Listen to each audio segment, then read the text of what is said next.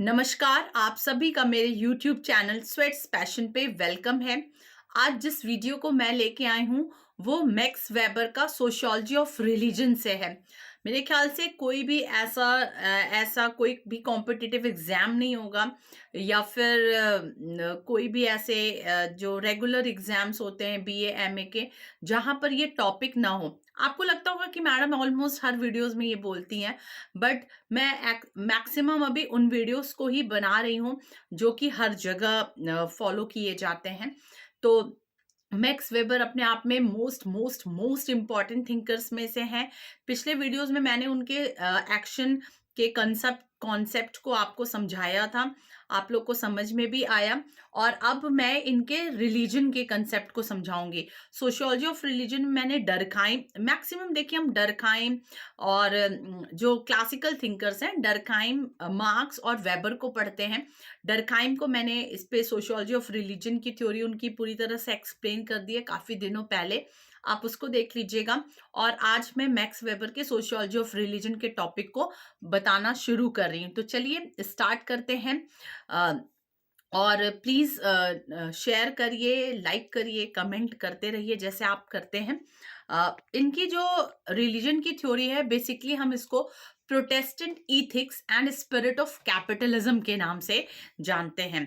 देखिए इसमें आपको कैपिटलिज्म समझना होगा कि एक्चुअली कैपिटलिज्म है क्या। तो सेपरेट वीडियो मैंने कैपिटलिज्म पे बनाया है, आप उसको देख लीजिएगा। तब आपको कैपिटलिज्म का कंसेप्ट समझ में आएगा कि मार्क्स क्या बोलते हैं कैपिटलिज्म के बारे में, वेबर क्या बोलते हैं कैपिटलिज्म के बारे में। फिर जो ये वेबर की थ्योरी है Protestant ethics and the spirit of capitalism, basically ये इनकी बुक है, ठीक है। उस बुक में इन्होंने जो प्रोटेस्टेंट रिलीजन है और कैपिटलिज्म है उनको कनेक्ट करने की कोशिश की है। ये जो इनका वर्क है Protestant ethics and the spirit of capitalism, ये इनकी इसी बुक में मिलता है। तो मतलब इस थ्योरी का नाम कहा जाए या बुक का नाम कहा जाए एक ही है। ये बुक 1904 और 1905 के आसपास आती है, वेबर की ओरिजिनल किताब, और उसको 1958 में ट्रांसलेट किया जाता है। ऑलमोस्ट देख लीजिए आप, कई सालों बाद इसको ट्रांसलेट किया गया है। देखिए मैंने बताया कि रिलीजन हम लोग मार्क्स का भी पढ़ते हैं, वेबर का पढ़ते हैं, डर्कहाइम का पढ़ते हैं। तो बेसिकली मार्क्स और वेबर के रिलीजन के कंसेप्ट में डिफरेंस क्या है, मार्क्स को भी हमने पढ़ाया हुआ है क्लास स्ट्रगल की थ्योरी में। और मार्क्स के जो अलग अलग थ्योरीज हैं उसमें मैंने बताया है कि मार्क्स जो है वो इकोनॉमी को बेस में मानते हैं। मार्क्स क्या किया है, मार्क्स ने कि पूरी सोसाइटी को दो पार्ट्स में बांटा है, सब स्ट्रक्चर और सुपर स्ट्रक्चर में। सब स्ट्रक्चर जिसे हम बेस भी कहते हैं उसमें उन्होंने इकोनॉमी को लिया, मतलब मार्क्स के अकॉर्डिंग जो हमारी इकोनॉमी है, जो हमारी अर्थव्यवस्था है, वो किसी भी समाज की संरचना का मूल आधार है। और बाकी जितनी भी संस्थाएं हैं, आप एजुकेशनल सिस्टम को लीजिए या पॉलिटिकल सिस्टम को लीजिए या रिलीजन को लीजिए जिसके बारे में हम पढ़ रहे हैं, उसको उन्होंने सुपर स्ट्रक्चर में माना है। वेबर इसके उल्टे हैं। वेबर क्या बोलते हैं, इन्होंने रिलीजन को बेस माना और फिर इकोनॉमी को उन्होंने इस बेस पे आधारित माना, मतलब कैपिटलिज्म को इस रिलीजन पे आधारित माना, ठीक है। He trace the impact of ascetic Protestantism. जो एसेटिक प्रोटेस्टेंटिज्म है, मैं आपको आगे चल के बताऊंगी कि ये एसेटिक प्रोटेस्टेंटिज्म क्या है। तो एसेटिक प्रोटेस्टेंटिज्म या जिसको हम कैल्विनिज्म कहते हैं, वो और स्पिरिट ऑफ कैपिटलिज्म को इन्होंने मतलब एसेटिक प्रोटेस्टेंटिज्म का कैपिटलिज्म पे क्या इम्पैक्ट पड़ा वो वेबर पता लगाने की कोशिश किए हैं। और मैं बताना चाहूंगी कि वेबर ने वर्ल्ड के बहुत सारे रिलीजन को पढ़ा, जैसे उन्होंने चाइना के रिलीजन को पढ़ा, इंडिया के रिलीजन को पढ़ा, इस्लाम, ज्यूडिज्म और क्रिश्चियनिटी, इन सारे रिलीजन को पढ़ा। सारे के जो बेसिक प्रिंसिपल्स हैं उनको कायदे से पढ़ा और कंपैरेटिव स्टडी की, मतलब सारे जो बेसिक बड़े बड़े 6-7 रिलीजन है उनकी स्टडी की वेबर ने। और फिर उन्होंने जो क्रिश्चियनिटी के दो सब रिलीजन है, प्रोटेस्टेंट और कैथोलिक्स, उसमें प्रोटेस्टेंट के इथिक्स को, प्रोटेस्टेंट्स के बेसिक प्रिंसिपल्स को निकाला और फिर कैपिटलिज्म पे उसको इम्पोज करके देखने की कोशिश की। तो सबसे पहले यहाँ पर हमें जानना है कि एस्थेटिक क्या है, जो मैंने ये वर्ड लिया है, इसका टिपिकल वर्ड है वैराग्य। ठीक है, the practice of the denial of physical और psychological desire in order to attain a spiritual ideal और गोल।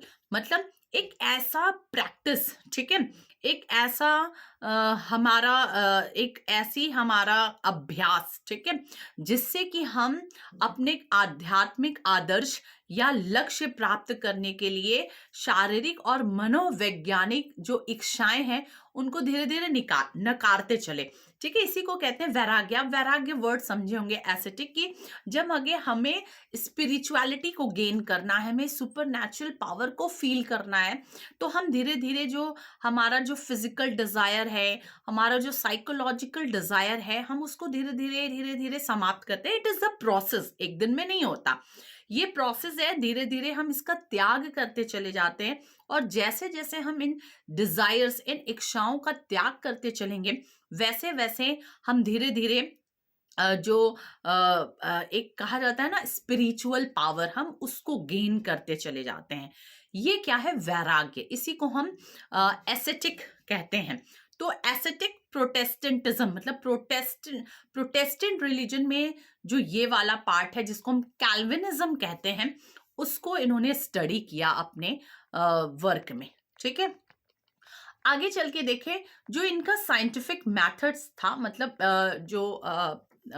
वेबर हैं, उन्होंने कुछ कुछ साइंटिफिक मेथड्स का यूज किया। मैंने आपको ऑलरेडी जब सोशल एक्शन वेबर का बताया है, या और कौन सी थ्योरी बताई है, मेनली शायद सोशल एक्शन ही बताया है। और वेबर के मैंने मेथोडोलॉजिकल एस्पेक्ट पे भी वीडियोस बनाए हैं। कौन कौन से याद करिए? That is the ideal type and verstehen. Weber ने इन दो मेथोडोलॉजिकल जो टूल्स है उसका हेल्प लेकर के अपने सारी थ्योरीज को बनाया। मतलब मैंने आपको उसमें भी बताया था, आप वो सेपरेट वीडियो जरूर देखिए, आइडियल टाइप और वर्स्टेहन पे। आखिर वर्स्टेहन क्या है, आइडियल टाइप क्या है, इन मेथोडोलॉजी का इस्तेमाल करके वेबर ने अपने रिलीजन की थ्योरी को दिया, इन्होंने सोशल एक्शन की थ्योरी को दिया, इन्होंने ब्यूरोक्रेटिक जो सिस्टम है, ब्यूरोक्रेसी है, उसकी थ्योरी को दिया, इन्होंने पावर की थ्योरी को दिया। मतलब जो भी थ्योरीज वेबर ने दिया उसमें इन्होंने ये तीन मेथोडोलॉजी का इस्तेमाल किया, ideal type, verstehen, and the third one is the causal pluralism. ठीक है, कॉजल प्लूरलिज्म, जिसे हम मल्टी कॉजल कहते हैं। तो बेसिकली रिलीजन की थ्योरी में जो हम लोग पढ़ रहे हैं, रिलीजन की थ्योरी में इन्होंने मल्टी कॉजल जो मेथड्स हैं, जो साइंटिफिक मेथड है, उसका यूज किया। देखिए, मैं बहुत कुछ ओरिजिनल टर्म्स बताती हूँ, इसलिए सारे कमेंट्स, थैंक यू, सारे कमेंट्स बहुत अच्छे आपकी तरफ से मिलते हैं। तो इन्होंने जो मेथड यूज किया है उसका नाम है मल्टी कॉजल। अब मल्टी कॉजल का मतलब क्या होता है कि for any event to happen in a society, अगर समाज में कोई भी प्रघटना घट रही है, कोई भी इवेंट हो रहा है, तो one reason is not enough to define that particular event. कि अगर कोई भी घटना घट रही है समाज में, तो सिर्फ एक कारण दे देना कि इसी की वजह से ये घटना हो रही है या हुई है, ये तो बहुत बेमानी हो जाएगी ना। अरे ऐसा कैसे हो जाएगा? अरे आप खुद सोचिए कि एक घटना घट रही है, उसके पीछे एक कारण नहीं हो सकता। किसी एक घटना के पीछे तो बहुत सारे कारण होते हैं ना, बस पता लगाने की देर है। हम क्या कहते हैं ना, अरे ये कारण रहा होगा। No no, never. Only one reason is not responsible for any event. Okay, यही है मल्टी कॉजल। मतलब अगर कोई एक घटना घट रही है समाज में, तो उसके पीछे बहुत सारे कारण हो सकते हैं। For the rise of capitalism, आखिर वेबर ने पता लगाने की कोशिश की कि आखिर पूंजीवाद का जन्म कैसे हुआ, तो उसके पीछे क्या क्या कारण थे। ठीक है, आप जानते हैं कि जो वेस्टर्न कंट्रीज रही, वहां पर पूंजीवाद का जन्म ज्यादा हुआ। Capitalism, please go towards that video जो कि कैपिटलिज्म पे है, तब आप मूल जो मंत्र है, मूल मूल जो सिद्धांत है कैपिटलिज्म के, आप पहले तो वो जान जाइए कि एक्चुअली कैपिटलिज्म क्या है और वेस्टर्न कंट्रीज में आखिर कैपिटलिज्म का क्या कारण रहा। तो बहुत सारे कारण हैं। तो यही वेबर कहते हैं कि अगर हमें पूंजीवाद का कारण जानना है तो सिर्फ एक कारण तो नहीं हो सकता। ठीक है, मैं कह रहा हूं कि Protestant ethics and the spirit of capitalism, मतलब पूंजीवाद के जन्म के कारण के पीछे प्रोटेस्टेंट धर्म के जो इथिक्स हैं, जो प्रोटेस्टेंट धर्म के मूल्य हैं, विश्वास हैं, बिलीफ सिस्टम है, यही रिस्पॉन्सिबल है, यही नहीं रिस्पॉन्सिबल है। हाँ, वेबर होके मैं ये कह रहा हूं कि यस, जितने भी रीजन है उसमें से प्रोटेस्टेंट इथिक्स एक कारण तो जरूर है। ठीक है, it is not only the factor but it is one of the factor. This is called multi causal. तो हमेशा से जो वेबर मेथोडोलॉजी यूज किए हैं उसमें उन्होंने मल्टी कॉजल जो है उसका यही बताया कि for the rise of capitalism not only the Protestant ethics are the responsible but yes it is one of the reason to structure the capitalist system. ठीक है, जो पूंजीवाद का जन्म हुआ वेस्ट कंट्रीज में, बेसिकली यूरोपियन कंट्रीज में, उसके पीछे प्रोटेस्टेंट के इथिक्स जो है वो एक कारण तो है ही है। ठीक है, thus the Protestant ethics is not about the rise of modern capitalism but is about the origin of peculiar spirit that eventually made modern rational capitalism। उनका कहना है कि यस, एक कारण तो ये जरूर है, जो आधुनिक पूंजीवाद का जन्म हुआ उसके कई कारणों के पीछे एक कारण तो प्रोटेस्टेंट स्पिरिट है। प्रोटेस्टेंट के जो इथिक्स हैं वो तो है ही है, और वो ऐसे नहीं बोले, वो बहुत धर्मों का अध्ययन किए। उन्होंने इस्लाम धर्म का अध्ययन किया, ज्यूडिज्म धर्म का अध्ययन किया, इंडियन रिलीजन जो है उसका स्टडी किया, चाइनीज के जो कन्फ्यूशियस रिलीजन है उसका स्टडी किया, क्रिश्चियनिटी के जो प्रोटेस्टेंट और कैथोलिक्स हैं उनके वैल्यूज का स्टडी किया, और तब जाके बोला कि सिर्फ प्रोटेस्टेंट जो एरिया है, मतलब यूरोप में भी वो एरिया जहां पर प्रोटेस्टेंट के फॉलोवर हैं वहीं पर कैपिटलिज्म दिखाई दिया, हमें बाकी जगहों पे नहीं दिखाई दिया। ठीक है, तो समझ जाइए, ये बार बार मल्टी कॉजल जो है उस पे ध्यान रखिएगा, मेरे उन लाइनों पे आप ध्यान रखिएगा। Okay, His study of capitalism is that of modern capitalism and unlike Marx who gave primarily to economic structure। देखिए, इन्होंने मॉडर्न कैपिटलिज्म का स्टडी किया मार्क्स से हट करके। मार्क्स जो थे वो सिर्फ इकोनॉमी पे प्रेशर दिए, इकोनॉमी बेस माने और उस पर स्टडी किए कि कैसे कैसे जब जब इकोनॉमी बदली तब तक, जैसे जो मोड ऑफ प्रोडक्शन बदला तब तक हमारी सोसाइटी बदलती चली गई। पर वेबर जो है वो मॉडर्न कैपिटलिज्म पे ज्यादा स्टडी किए। He was concerned with Protestantism mainly as a system of ideas and its impact on the rise of another system of ideas, spirit of capitalism। Basically इन्होंने कंसर्न किया Protestantism पे, इस religion पे इन्होंने concentrate किया, इनके ethics पे कि आखिर प्रोटेस्टेंट रिलीजन के क्या क्या इथिक्स हैं, क्या क्या वैल्यूज हैं, क्या क्या बिलीफ सिस्टम है, और फिर इस प्रोटेस्टेंट इथिक्स और प्रोटेस्टेंट वैल्यूज का इस कैपिटलिज्म के राइज के पीछे, कैपिटलिज्म के उद्भव के पीछे क्या असर पड़ा है। बेसिकली इन्होंने इसका स्टडी करने को सोचा। ओके, आगे बढ़े। Marx is generally regarded as a materialistic. Marx को हम मैटेरियलिस्टिक मानते हैं। ठीक है, he believe that the material world shape the people believes. Marx कहते हैं कि जो मटेरियल वर्ल्ड है, जो ये मेटेरियलिस्टिक सोसाइटी है, ये लोगों के विश्वास को बदलती है। जैसे मैंने बताया था ना कि जैसे जैसे मोड ऑफ प्रोडक्शन बदला, ठीक है, वैसे वैसे आप प्लीज मार्क्स के भी उस वीडियो को देखिए, तभी आप ये सारी चीजें समझेंगे।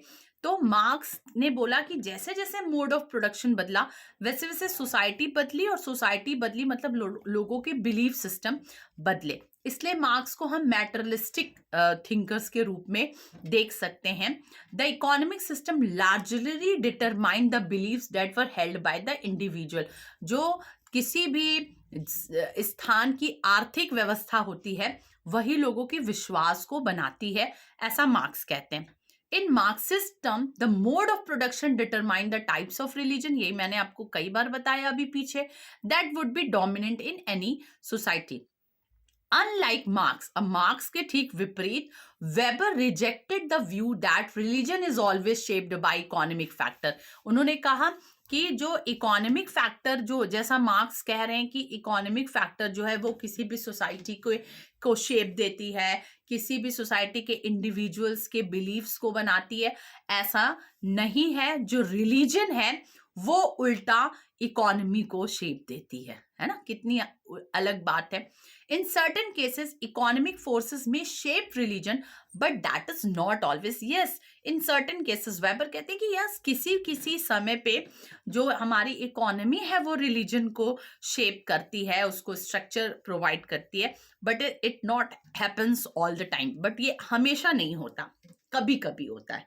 अब इनका ऑब्जर्वेशन क्या, देखिए वेबर ने क्या आखिर ऑब्जर्व किया कि इतनी बड़ी थ्योरी दे दी। और सोचिए 1905 में किताब आई और आज 2022 चल रहा है, और तब भी हम इस थ्योरी को उतनी ही लगन से पढ़ रहे हैं। ताकत तो है, नहीं होती तो फिर सिलेबस में इतने दिन तक तो कंटिन्यू होता ही नहीं। तो वेबर ने आखिर क्या ऑब्जर्व किया, देखिए एक रिसर्चर का ऑब्जर्वेशन ही सबसे बड़ी चीज है। अगर हम जितना माइन्यूटली ऑब्जर्व कर ले और देन हमारी लेखनी, हम उस चीज को लिख दे, वो रिसर्चर हो गया।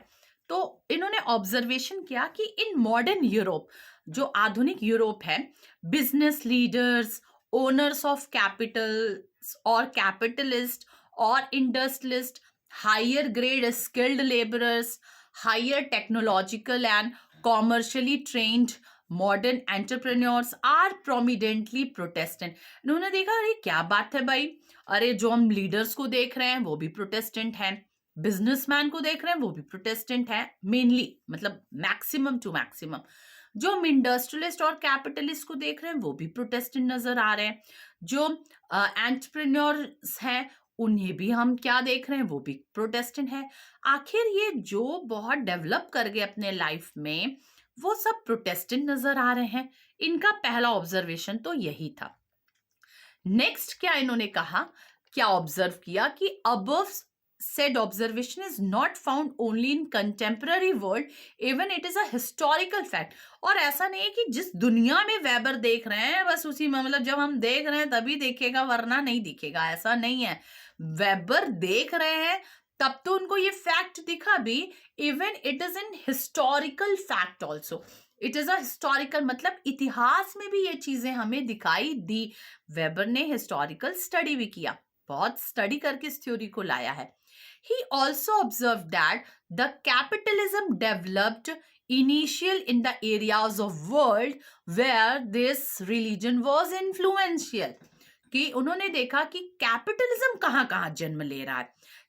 पूंजीवाद भी उन देशों में, विश्व के उन जगहों पे ज्यादा बहुत तेजी से फल फूल रहा है जहां पर ये रिलीजन दिख रहा है। कौन सा रिलीजन? Protestant religion. इसका मतलब कुछ तो है, जहां जाऊं मैं वहीं हो तुम, वही चीज है। जहां जहां कैपिटलिज्म का राइज, वहां वहां प्रोटेस्टेंट रिलीजन, और जहां जहां प्रोटेस्टेंट रिलीजन, वहां वहां पूंजीवाद का उद्भव। कुछ तो है। Other areas of the world have so many qualities. विश्व के अन्य देशों में मैंने बताया ना कि 6 और 7 और धर्मों का इन्होंने स्टडी किया। इस्लाम का किया, चाइना का किया, कन्फ्यूशियस जिसको कहते हैं, इंडियन रिलीजन, जूडिज्म, सबका स्टडी किया। वहां भी बहुत सारी क्वालिटीज थी। क्या क्वालिटीज? वो क्वालिटीज मैं आगे चल के बताऊंगी जो कि पूंजीवाद के उद्भव के पीछे कारक के रूप में है।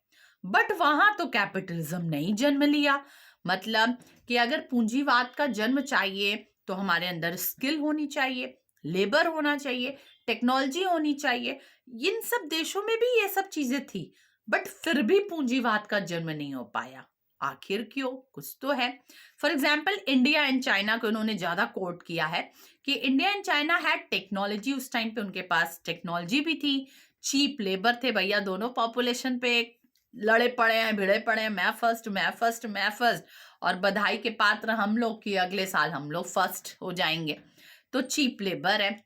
Individual engage in making money, सभी लोग धन कमाने में लगे हुए हैं। तो कैपिटलिज्म को तो यही चाहिए, पूंजीवाद को तो यही चाहिए, यही सारी चीजें तो पूंजीवाद की नीड है ना। कि फिर भी पूंजीवाद नहीं हो पाया। बट व्हाट दे लैक्ड, उनके अंदर कमी क्या थी? अब वेबर बताते हैं कि according to Weber they lacked religion that motivated the development of capitalism. मतलब उनके पास उस धर्म की कमी थी जो कि पूंजीवाद को मोटिवेट करने में लगा था। और वो धर्म कौन सा है? वो धर्म है प्रोटेस्टेंट रिलीजन। ठीक है, इन्होंने ये भी ऑब्जर्व किया, मैं अभी आपको ऑब्जर्वेशन ही बता रही हूं। In his observation, he also found that the countries of Western Europe and North America that had Calvinist religions group were first capitalist nation. इन्होंने कहा कि वो देश जैसे वेस्ट यूरोप में आप जानते हैं कि आप सारी कंट्रीज, पोर्तुगल, फ्रांस, जर्मनी, ये सारी चीजें, सारी कंट्रीज आते हैं। जो वेस्ट यूरोप हैं और नॉर्थ अमेरिका है, इन दोनों जगह पे कैल्विनिस्ट रिलीजन है। वो एसिटिज्म प्रोटेस्टेंटिज्म जो हम कहते हैं, एसिटिक प्रोटेस्टेंटिज्म जिसको हम कैल्विनिज्म भी कहते हैं, इन सब जगहों पे कैल्विनिस्ट रिलीजन है। और यहीं पर शुरुआत हुई पूंजीवाद की। तो आखिर कुछ तो है।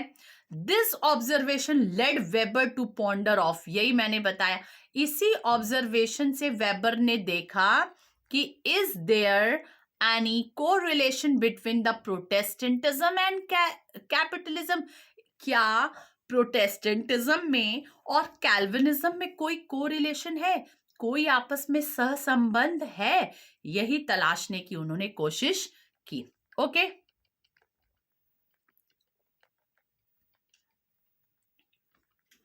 Thus, Weber makes an empirical observation based on the existing records by using scientific methodology called possible correlation and develop the ideal type of capitalism and the Protestant ethics. अब इन्होंने अपनी मेथोडोलॉजी का प्रयोग किया। कौन सी methodology? Ideal type. Ideal type मैंने बताया कि आइडियल टाइप में एल हटा दीजिए तो आइडियाज हो गया। मतलब किसी एक चीज को अगर हमें समझना है तो हम कितने आइडियाज निकाल सकते हैं, दैट इज आइडियल टाइप। जैसे कई बार मैंने एग्जाम्पल दे दिया है कि अगर हमें यूपीएससी एस्पिरेंट है हम के बारे में हम सोच रहे हैं तो उनके लिए हम क्या क्या आइडियल टाइप निकालेंगे कि वो 8 घंटा 10 घंटा, कम बोल रही हूँ मैं, मतलब 12 घंटा 15 घंटा पढ़ते होंगे, उनके पास बहुत सारे नोट्स होंगे, वो सारे घर के फंक्शंस को तो छोड़ ही चुके होंगे, सोशल इंटरेक्शन उनका तो एकदम नहीं होगा, बहुत सारे ऑनलाइन क्लासेस करके रखे होंगे, इतने इतने घंटे पढ़ते होंगे, दोस्तों के साथ ज़्यादा उठना बैठना नहीं होगा, उनकी डाइट ऐसी होगी, उनका खाना पीना ऐसा होगा। ये सारे आइडियल टाइप है। पर ज़रूरी नहीं है ना कि एक यूपीएससी एस्पिरेंट्स में ये सारी चीज़ें मिल जाए, बट बीइंग अ रिसर्चर हम ये बना के चल रहे हैं। ठीक है, तो इन्होंने क्या किया कि इसकी स्टडी करने के लिए पहले तो प्रोटेस्टेंट रिलीजन के आइडियल टाइप बना दिए, मतलब कैल्विनिज्म को जिसको हम कहते हैं एसेटिक प्रोटेस्टेंटिज्म या कैल्विनिज्म, उसका इन्होंने आइडियल टाइप बना दिया कि आखिर कैल्विनिज्म के इथिक्स क्या क्या है, उनके बिलीव्स क्या क्या है। और फिर इन्होंने कैपिटलिज्म के आइडियल टाइप बना दिए, बहुत सारे आइडियल टाइप बना दिए, और फिर दोनों को कोरिलेट करने की कोशिश किया और इस तरह से दोनों को आपस में बताया और फिर तब अपना कंक्लूजन दिया उन्होंने। ठीक है, अब हम देखते हैं कि आइडियल टाइप ऑफ कैल्विनिज्म के आइडियल टाइप उन्होंने क्या दिए। ठीक है, कैल्विनिज्म के क्या करूं, इस वीडियो को इतने पे रोकूं या ऑलमोस्ट 30 मिनट्स के होने जा रहे हैं वीडियो। तो अब मैं क्या करती हूँ, उस वीडियो को यहीं पर रोकती हूँ, उसका पार्ट 2 मैं अगले में लेके आऊँगी, ताकि वीडियो बहुत बड़ा ना हो और आप समझ सकें। तो ये कंटिन्यूटी में रहेगा, मतलब एक वीडियो में आप पूरे रिलीजन को नहीं समझ पाएँगे, ये तो समझाना पड़ेगा ना मुझे कि 2-3 वॉल्यूम में ये होगा। तो इतने पे स्टॉप करते हैं। फिलहाल आज के वीडियो को एक हम लोग क्विक देख लेते हैं। तो आज के वीडियो में हम लोगों ने सबसे पहले Protestant ethics and spirit of capitalism जो बुक है उसके बारे में जाना, वेबर और मार्क्स का जो थ्योरी उसका शॉर्ट डिफरेंस जाना, फिर हम लोगों ने एस्थेटिक जो वर्ड है उसकी चर्चा की, फिर इनके जो अलग अलग मेथोडोलॉजी हैं, आइडियल टाइप वर्स्टे हैं, उसको थोड़ा बहुत समझाते हुए कॉजल प्लूरलिज्म जिसपे कि रिलीजन की थ्योरी बेस्ड है उनकी, इस कॉजल प्लूरलिज्म को हम लोगों ने समझा। फिर उसके बाद से थोड़ा सा मार्क्स के डिफरेंस को अगेन समझा। फिर इन्होंने क्या ऑब्जर्वेशन किया, आखिर ऑब्जर्वेशन करने के बाद ही तो आप थ्योरी दे सकते हैं ना। तो उन्होंने क्या ऑब्जर्वेशन किया, ये पूरा हम लोगों ने ऑब्जर्वेशन देखा है इस चीज को। और फिर नेक्स्ट वीडियो में बताऊंगी कि इन्होंने, मतलब यहाँ तक मैंने बताया कि इन्होंने दोनों के पहले अलग अलग आइडियल टाइप फ्रेम किए, और फिर इसके बाद मैं समझाऊंगी आपको। टिल देन आप प्लीज कंटिन्यू रहिए, टू बी कंटिन्यूड वाला ये वीडियो है। Bye bye, take care.